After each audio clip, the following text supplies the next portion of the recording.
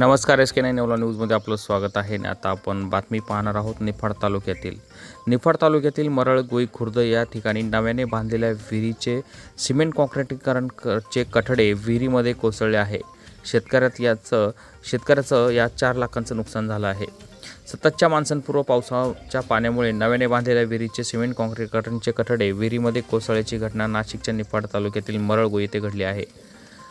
पप्पू काशीनाथ दराडे यांनी गट नंबर 132 मध्ये अंदाजे 4 लाख रुपये खर्च करून 60 फूट विहीर बांधली होती. या विहिरीच्या संरक्षणासाठी सिमेंटचे कठडे बांधण्यात आले होते.